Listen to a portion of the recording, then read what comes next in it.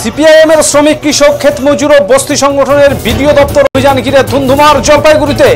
এদিন এই সংগঠন সমূহের যৌথ মিছিল জলপাইগুড়ির সদর বিডিও অফিসে ঢুকতে গেলে পুলিশের পক্ষ থেকে লোহার ব্যারিকেড দিয়ে মিছিল আটকাতে গেলে ব্যারিকেড ভেঙে বিডিও অফিসের ভেতরে ঢুকে যান মিছিলে অংশগ্রহণকারীরা।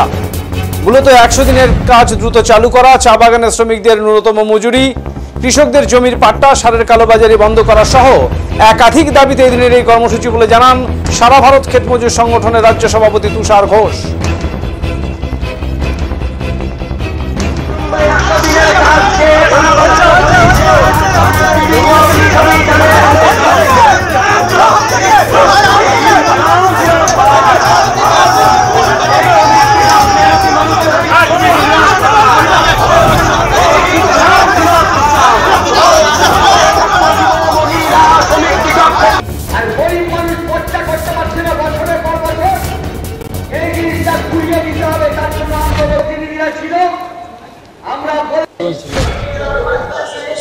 সারা ভারত কৃষক সভা, সারা ভারত ক্ষেত মজুর ইউনিয়ন, বস্তি উন্নয়ন সমিতি, এই তিনটি সংগঠন তারা বিভিন্ন সমস্যা নিয়ে আজকে এখানে ডেপুটেশন দিল বিডিও সাহেবের কাছে।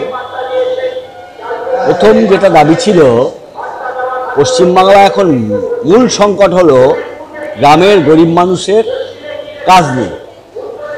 কাজের অভাবে রাজ্য ছেড়ে বহু গরিব মানুষ চলে যাচ্ছে অন্য রাজ্যে পরিযায়ী শ্রমিক হয়ে।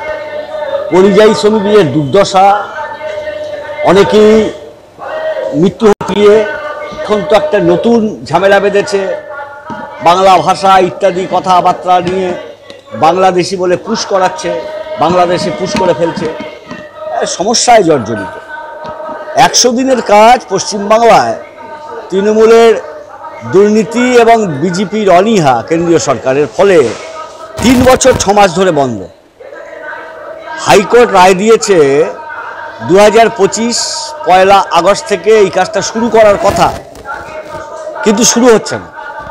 আমরাও এই ব্লকে 4-এর ক ফর্ম, তার মানে কাজ পাওয়ার জন্য 100 দিনের আবেদন করেছি। আইনে আছে কাজ যদি আবেদন করার 15 দিনের মধ্যে না দিতে পারে তাহলে ভাতা দিতে হবে, এটা আইনের প্রভিশন আছে।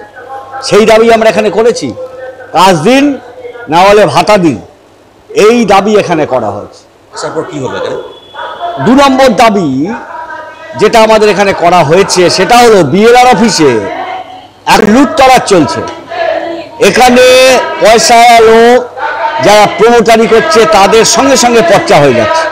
গরিব মানুষ তার রেকর্ড হচ্ছে না, পাট্টাদারদের রেকর্ড হচ্ছে না, একেবারে জুলুমবাজি চলছে বিএলআর অফিসে, যাতে সাধারণ মানুষ নির্ভয়ে দালাল চক্র ব্যতি রেখে তারা যাতে তাদের কাজ করতে পারেন, তাদের জমি নিউট্রিশন করতে পারেন, সেই দাবি এখানে উত্থাপিত হয়েছে। চা বাগানের যারা শ্রমিক আছে তাদের জন্য বলা হয়েছে 5 ডেসিমেল পাট্টা, কিন্তু সেখানে চৌহদ্দি করে দেওয়া হচ্ছে না। নাম কাজটা একটা পাট্টা ধরিয়ে দেওয়া হচ্ছে, তার কতটা জমি দিচ্ছে তার ব্লু প্রিন্ট কিছু দেওয়া হচ্ছে না। এটাকে নির্দিষ্ট করার জন্য এখানে আমরা এখানে দিয়েছি। এমএসপি আছে ফসলে, এমএসপি মানে ফসলের মিনিমাম সাপোর্ট প্রাইস, সেই ধান কেনার কথা, কিন্তু দেখা যাচ্ছে ধান কিনবে তার মান্ডির সংখ্যা কম, বাজারের সংখ্যা কম, এবং কে ধান বেচবে, প্রকৃত চাষি ধান বেচতে পারছে না। সেখানে তৃণমূলের ঘর থেকে স্লিপ যাচ্ছে, তারা ধান বিক্রি করছে, গরিব চাষি মাঝারি চাষি ধান বিক্রি করতে পারছে না, ন্যায্য দাম পাচ্ছে না, দালাল চক্র সেখানে কাজ করছে। আর একটি বিষয় হলো, যখন পিক আওয়ার চাষের মরশুম তখন সারের দাম এত বেড়ে যাচ্ছে, ব্ল্যাক মার্কেট হচ্ছে, যা এমআরপি আছে তার প্রায় 1.5 গুণ দামে বিক্রি হচ্ছে।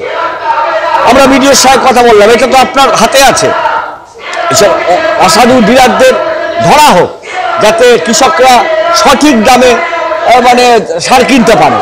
উনি সব শুনেছেন, উনি বলেছেন 100 দিনের কাজ আমাদের হাতে নেই।